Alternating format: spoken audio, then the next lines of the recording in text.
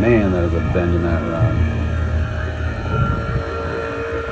That man right there has been doing this for 40 years.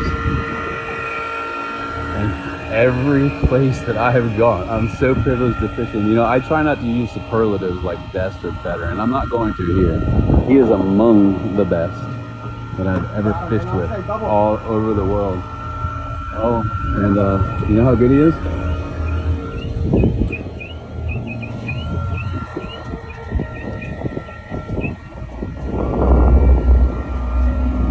Might want to get them both on one side like we did last time, guys, if we can. No rush, but if we can get one in the back and one in the front, that worked well. You're in control of the boat. I'm just talking about suggestions. You do what you do. You are in charge of this vessel, my friend. Good for now.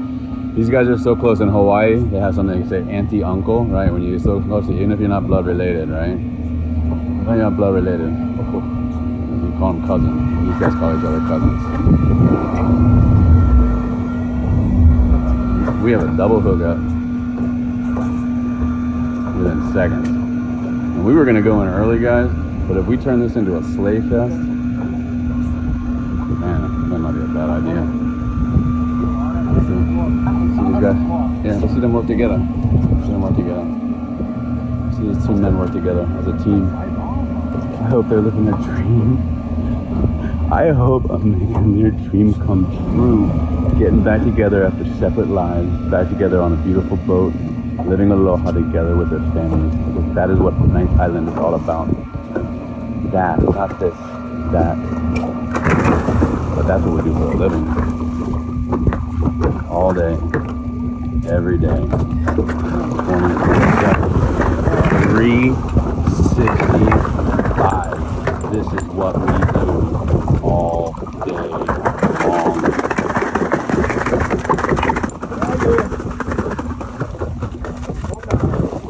Hey, and we're doing it on your boat. Hey guys, we got another fish on too. All right. Lucky it's LP. Oh yeah, that's another good reason to use the LP. All right, because this thing is still working while we're killing that fish over there.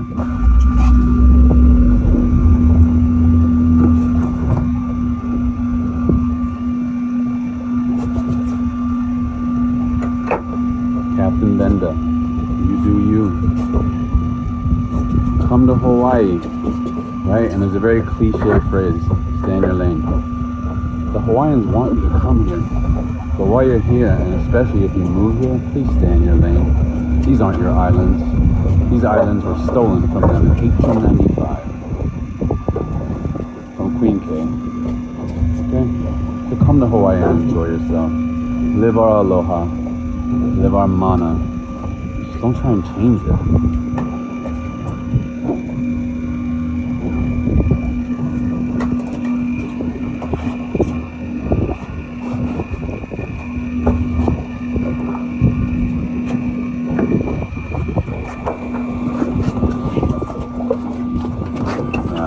Captain Joe's gonna gill and gut this tuna right now. Probably about 70 to 80 pound ahi. So he's gilling and gutting, right? You're gonna watch that process. We do that to maintain the quality of our fish, especially for anything that we bring to market. Obviously, we respect the fish like any native people would do. We utilize what we are able to, every inch of it. Whether that is to feed our family directly in their mouth or financial help. We give it to friends, just like all native people have always done, because they do not waste resources, because they value them. And they know that if you destroy them, it's hard to bring them back. So they respect them in the first part, which is a little bit about aloha, PURALOHAVIDA. You guys, life.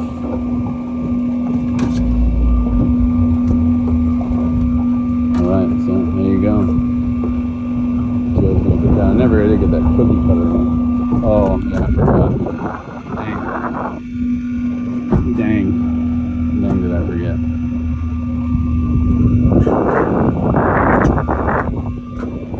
So that's the tuna's internal organs. Yeah, so that's what's gill. It's called gill and gutted. We've gotten all that out, right? And preserve the meat, trying to get all the blood out. He's gonna keep working on that fish. A couple more minutes. It's pretty gruesome, but hey, you know what? That's what tuna fishing is all about. Bloody decks, Ali and Rush. Oh, I almost forgot about one of my favorite shows on the internet. Local knowledge, right? Local knowledge is fine kind, great content, righteous dudes. Rush and Ali, man. I hope that one day, you're not gonna see this video, but one day you're gonna see one of my videos. You'll be in a bar somewhere and be like, hey, look at this guy. Whatever. That'll be cool. And it doesn't matter if you do or not because I'm just already happy. That's cool. And I hope you guys are too. Much love, much aloha to Rush and Ali. Bloody decks, local knowledge.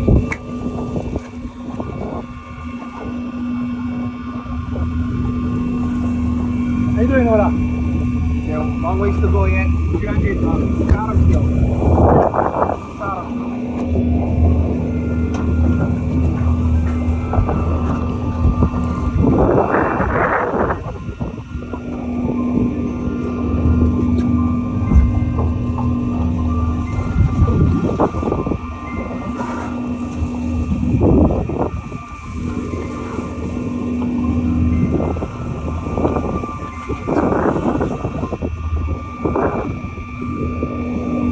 So proud of these guys. I've only known them for 3 months. I'm so proud of them. Blood, sweat, and tears. Time spent away from my family, traveling, all that goes into our passion. I have the honor of fishing on board with these two. Like I said, a couple of the best that I've ever seen. I tried to say it last time, but they're so good we got bits.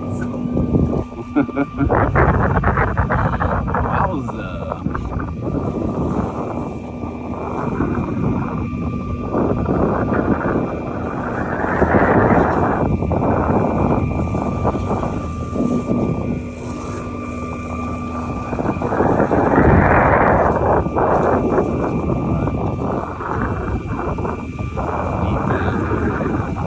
See how far out that fish is. A cool feature about the LP, we always kind of want to know where, especially we have a technique that we'll tell you about sometime called the maki dog. We're not going to do it right now, but it's real important that we're precise, right? We got to have that depth precise, and that's one benefit of the LP right there. It doesn't really want to move very much. Oh no, you know what that means? No, hey Benda, Yes, sir. I think the LP is broken, it's not moving. What? It's a big one. Oh my God, I am about to have the best time of my life until I can leave this planet. Forever. No matter what, I just have the best life ever. It's a big one, he says. Meanwhile, I've been sitting in the bait tank for the last 10 minutes. My ass is soaking wet because I was in the wrong spot because I wanted to get away. Oh, excuse my French, guys. I gotta edit out the swearing.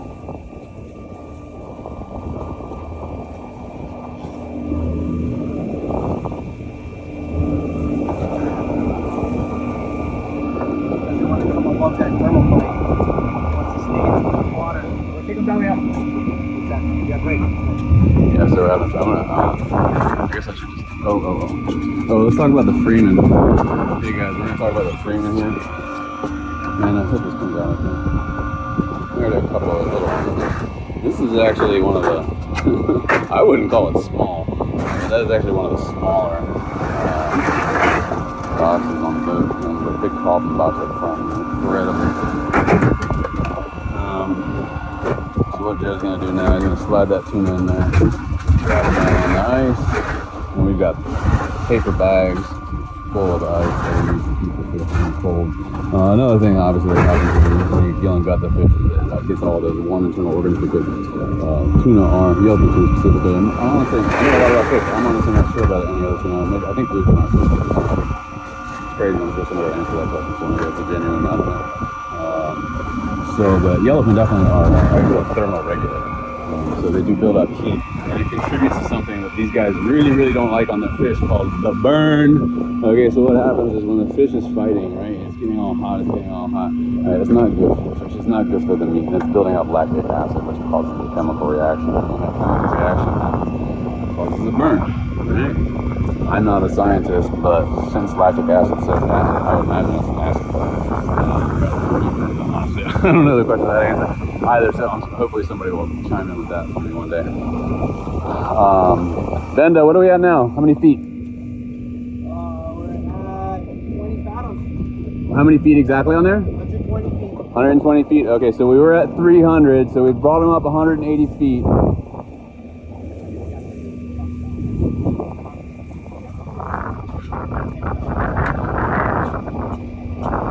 Still going. All right, so deck management is also key, especially when you're tuna fishing. Okay, so that thing right there is one dangerous item. So we make sure we keep those up and out of the way. Yeah, that thing is lethal. The bubble gap, right? And hopefully, as long as we're able to get this fish, and I'm about to stroke another one for you. So like I said, joke life, stroke fish. And I think Joe's about to put the stroke on if we have good fortune. But chickens don't lay, or chickens do lay eggs, tuna don't lay eggs, but don't catch your tuna before hatch, because you could get onto a shark, tuna could bust the leader, we don't know. Like I said, the tax man, I don't think Estino's gonna eat this, maybe. Who the hell am I to say anything about that? We got a little bit of color in the water right now, so that means the tuna is coming up. You can kind of see that gold flashing, I hope. Yeah, there he is. He's gonna go back towards the engines. Joe's gonna guide him around as he does a couple of last circles of life. Yeah, that buoy's a circle of life, all right. This tuna's about to eat the circle of the end of his life.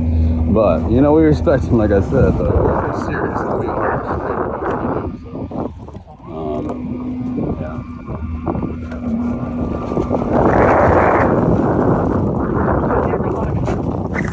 Where is it? That's a double gapper. Yeah, guys, let me get it away. Let's bring it right between the two of you when you bring it through, please. Or somehow so I can see the fish when it flops over.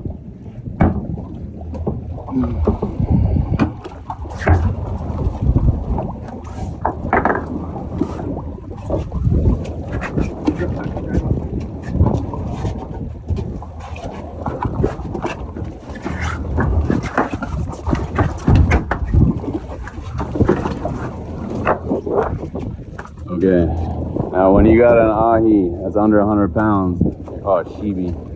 I think this one is technically still a Shibi, but it's getting close to that ahi sign. What's that? 70, 80 pounds. So that's technically still a Shibi, right? All right, so he's not 100 pounds, so he's not an ahi. That's a fine tuna. That was a double hookup. We still have that much bait.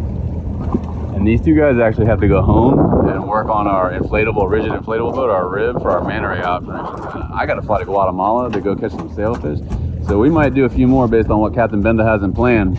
But a couple more baits than we have. But a couple more shots if we out. You know what we are? We're 2 more shots? Tell you what, we get one more double, we go home. Okay. Okay, one more double. We got a deal. All right.